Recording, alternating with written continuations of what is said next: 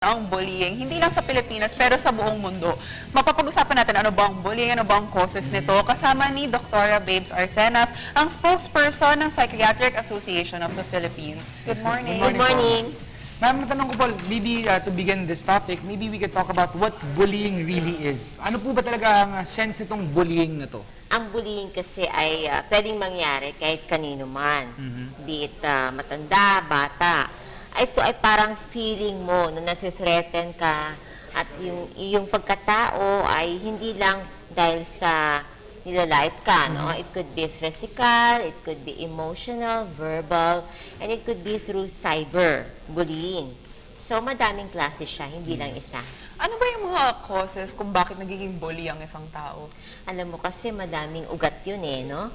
Kapag ang isang tao ay nakaranas din sa kanyang buhay ng bullying. Or ang feeling niya parang wala siyang kakampi at siya mismo ay hindi nakakahanap ng pagmamahal mismo sa kanyang tahanan. So, yun ang mga main reasons kung bakit nahihirap ang isang bully. Pero paano naman po, bakit naman po yung mga binubully naman po, paano naman po nila hinahandle po siguro yung mga ganitong situation na sila tinithreaten or nafe-feel na kawawa nga po sila? Alam mo, Sandra, napakahirap. Madami silang pinagdadaanan. Minsan, wala silang, alam mo, yung parang lakas loob. Nasasabihin na, ay ganito, nilalait ako, pinagsasamantalahan ako, o kung ano man yun, no? Kaya, dito minsan nagka-clam up sila. And that's the problem. Kasi nakikita mo, umiiyak, hindi nagsasalita, ayaw lumabas. So, yun ang mga simptoma. Okay, I guess kailangan na natin itanong kasi usually iniisip natin bullying, laging nare-relate sa school. Pero actually, hindi lang sa school nangyayari ang bullying. Kahit anong edad po ba nangyayari ito? Mostly kasi ang nakikita natin reports is bullying sa school. Pero alam mo, meron din sa workplace, meron din kahit saan, no? Basta meron kang isang environmental situation at ang feeling mo talagang ang pagkatao mo ay talagang put in a squander. Parang ikaw dapat ganito ang tingin mo sa sarili mo, bumababa tuloy ang self-esteem mo. Mama, babalik naman po sa bullying siguro sa mga bata, siyempre sa paaralan, alam naman natin na nagbukas na nga ang pasukan para sa mga kabataan. Paano naman po siguro tutulungan ng mga magulang, kunwari ang anak nila ay binubully, paano po ba nila, kasi sinasabi niyo nga po ay hindi po nila talaga kaya i-share minsan ito. So paano po bilang siguro isang magulang, paano nila i-address yung problema na ito ng kanilang anak? Tingnan mo ang telltale signs. Kapag ang isang bata o isang member ng pamilya ay kakaiba na ang kanyang kinikilos, nakikita mo na sobrang takot. At minsan, pag yung isang taong very talkative, tapos nag-plum up, hindi nagsasalita, at saka parang may kinatatakutan, know this, ano bang nangyayari sa kanya, it should start from the home. It should start from the family. Yes. Okay, pero sa side naman ng bullies, what if yung anak mo, yung bully nga, ano ba yung dapat How can you gawin? tell them? Napakahirap, ano? Yes. Ano sasabihin ng isang nanay o tatay, kailangan talaga kausapin nila ng maigi. Ano ba ang nangyayari? At hindi lang yan kasi ang bata, pag nakikita niyang paligid niya na merong away, alam mo yun, hindi maayos ang pamilya, ay baka sasabihin niya sa sarili, okay lang na nag-aaway. And there lies the problem. Hindi lang pala sa bata. Tingnan mo ang situation sa family. Pero ito po ma'am, para po dun sa mga binubully, meron po bang mga parang proper counseling, kumbaga, para sa kanila? And syempre, that goes also for the bullies as well. Parang paano mo sila ikakausapin nga tungkol sa mga problemang ganito? Like, Be meron it bang na bully professional ka or ikaw nang bubuli, they all need help. Yes. At ito ay usually naibibigay lang sa amin kapag may mga complaints. Sila ay syempre tao din naman at binibigyan natin ng proper na therapy para sa kanila. Okay, pero for yung mga batang na binubully, parang who should they usually turn to first? Kasi syempre nakakatakot, di ba? So like teachers, friends ba dapat? Oo. Authoritative figures dapat. Family members, ang mga taong influensya sa buhay niya, at yung mga school, at saka sa workplace, yung mga boss. Yes. Ito po ma'am, siguro marami po sa atin ang hindi nakakaalam kung gaano kalaki ang impact ng bullying sa personality or sa self-esteem ng isang tao. Na minsan po, pati pag sa pagtanda ay dala-dala po nila yung pagbubuli sa kanila or yung pagiging bully po nila. Tama po ba to? Yun ang kasi kapag hindi na-address yung bullying behavior, ay pwede siyang magkaroon ng madaming ugat na mga simptoma. Pwede magkaroon ng anxiety, sobrang nervyos, at hindi lang yan, ano? Ang endpoint nun, depression. Kapag ikaw ay hindi mo naaayos ito, ay pwede ka magsabi na, ay, wala nang pag-asa. Lahat ng mga tao, ito yung tingin sa akin, no? So, nagkakaroon siya ng generalization. Ay, I'm not good enough, and there lies the behavior na baka mag-attempt sila magpakamatay. That's the most difficult thing. Okay. Pero yung proper upbringing, kasi diba mayroong formative years yung bata, parang this is also play a crucial role in yung outcome ng personality ng bata. Yes, everything starts at home. Kung ano yung nakikita niya, ano yung namulat ang mata niya sa pamilya niya, sa nanay-tatay niya, ito ay umpisa na kung ano yung magiging ugali niya in the long run. So, yun lang ang payo ko sa mga nanay at tatay, papakita natin yung pagmamahal. Kasi kung nakikita nila na may away-away sa bahay, pwede rin na this would result to bullying Yes, of ng course. mga bata.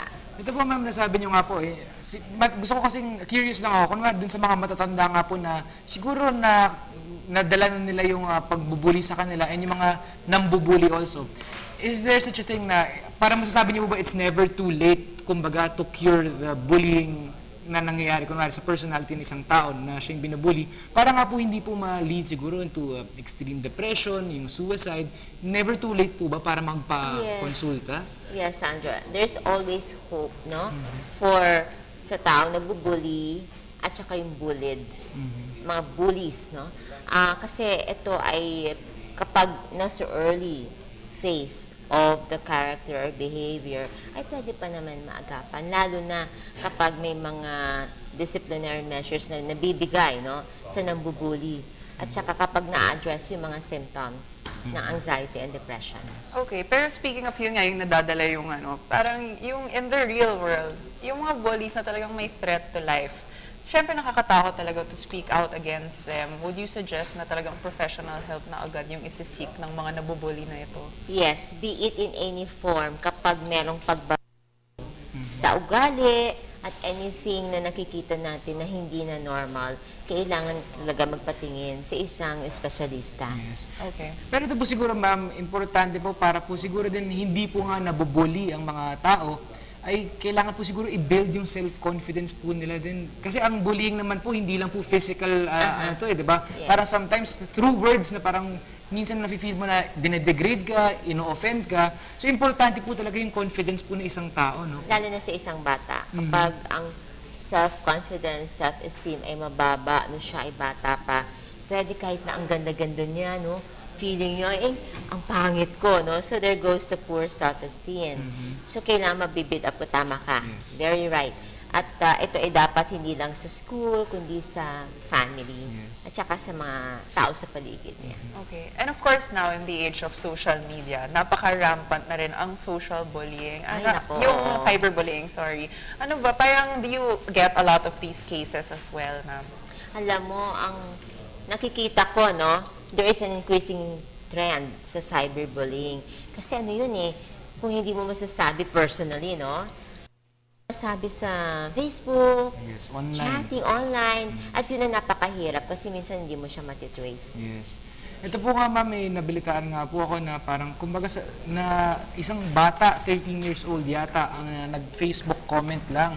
And then ang nangyari ay siya binugbog daw ata kung saan siya nag-comment. Dahil yun nga parang hindi lang cyberbullying, kumbaga dahil sa online world, sinugod siya in real life at binugbog siya, and unfortunately, kinasawi nga daw po ito ng kabataan ito. So batang-bata pa lang talaga, nakikita na natin yung bullying na problema na yan. Yun ang mahirap kasi ang mga kabataan ngayon are so engrossed, diba, sa internet world. Yes. May iba silang mundo So, dapat ito ay kailangan din mga parents na to guide these children. Yes. Ma'am, siguro para naman po baka sa mga kabataan, ngayon alam naman po natin na yung online world nga talaga lahat nilalabas, kunwari mga naramdaman nila o yung mga gusto nila sabihin.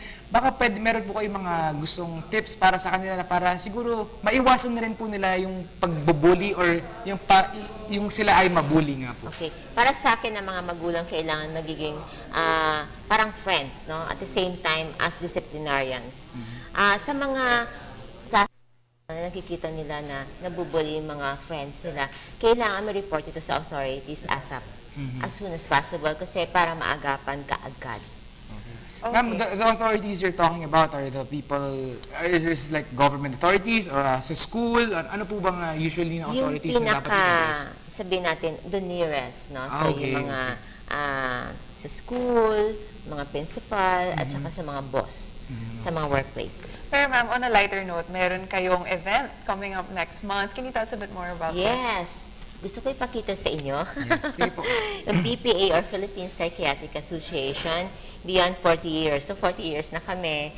Ang gagawin kasi namin is defining our past and shaping our future.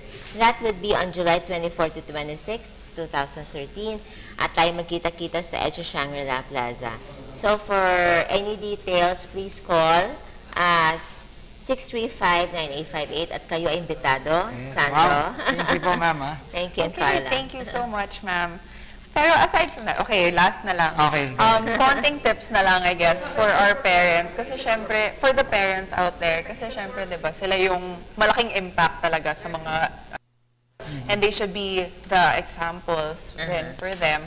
Could you please give us? Yes. Para sa akin, no, bilang magulang, kailangan pakita mo yung pagmamahal para mga anak mo ay mararamdaman nila yung love and care mismo sa bahay para prevent natin yung mga bullying behavior. At sa mga nabubully naman, i-monitor nyo yung mga anak nyo. Yes. Okay. And yan, syempre, kasama natin ngayong umaga, si Dr. Dr. Babes Arcenas, Yes. ang spokesperson ng Philippine Psychiatric Association.